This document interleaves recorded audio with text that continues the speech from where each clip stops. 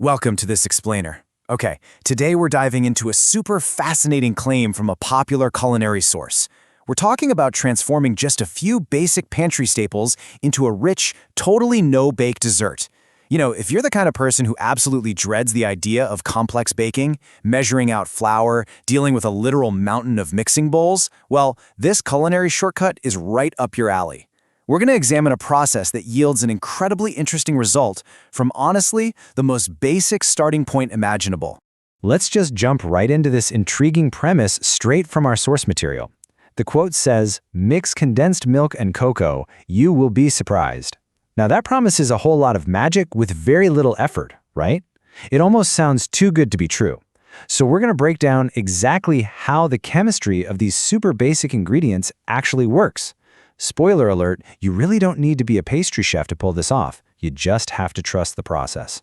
What's actually really interesting here is the creators' enthusiastic claim right at the beginning of their instructions.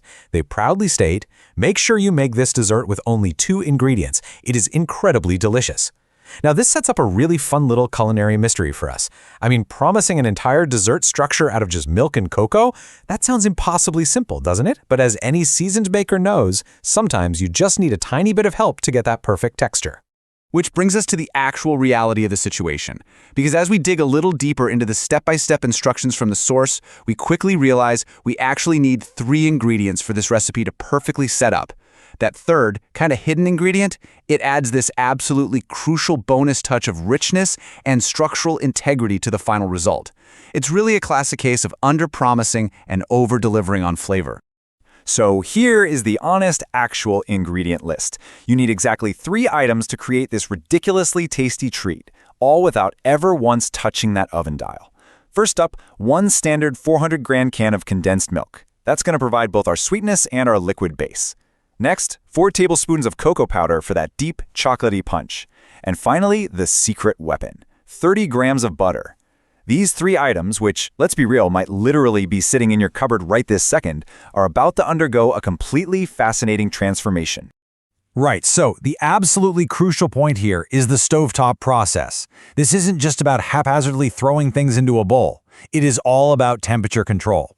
The methodology breaks down into 4 really precise steps. You mix the condensed milk and cocoa, bring it to a boil over medium heat while stirring constantly, drop in that 30 grams of butter, and finally, cook it over low heat for exactly 10 minutes until it thickens up. Simple enough, right? Let's actually look at how this builds in the pan.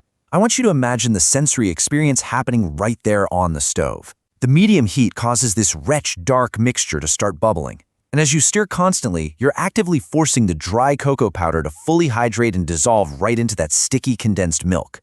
What starts out as kind of a clumpy mess rapidly turns into a smooth, hot, incredibly aromatic liquid. You're essentially creating this hyper-concentrated hot chocolate base.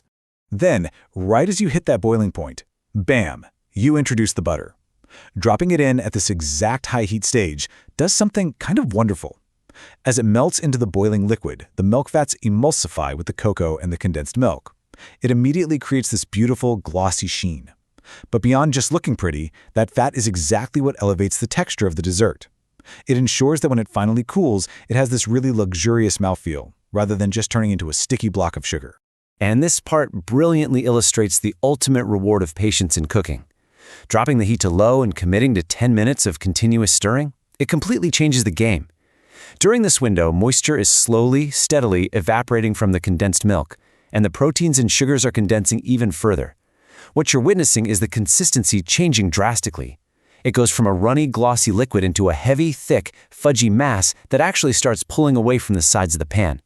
It's such an incredible visual marker of success. Now, while our mixture thickens up, and let's face it, our arm gets a pretty good workout from all that stirring, the original creator pauses to invite us into a global kitchen. They ask, which city are you from and what is the weather like outside? It's just a really fantastic reminder of how food connects us, you know? The creator notes how nice it is to realize that we can communicate with people all over the world, just totally bonding over a shared love of a simple, universal chocolate dessert. Okay. Bringing it back to the kitchen and the task at hand. The next step in the process is the cooling phase. Once you've achieved that perfect, thick, fudgy consistency, you simply transfer the hot dessert onto a baking tray that's been carefully lined with cling film. That cling film is absolutely essential here, by the way. It totally prevents sticking and makes the final unmolding just incredibly easy. So you pour it in, smooth it out, and then comes what is probably the hardest part of the entire recipe, walking away. You have to let it cool down completely so it sets into its final shape. But the contrast here is exactly what makes this whole thing so rewarding. On one hand, we started with a hot, messy, bubbling stovetop potion, but through nothing but heat, time, and cooling, it transforms into a really elegant treat. The chilled block is effortlessly popped right out of the cling film, beautifully sprinkled with a final dusting of dry cocoa powder, which gives a nice, slightly bitter contrast to the sweet milk, and then it's easily cut into these perfect, bite-sized fudgy pieces.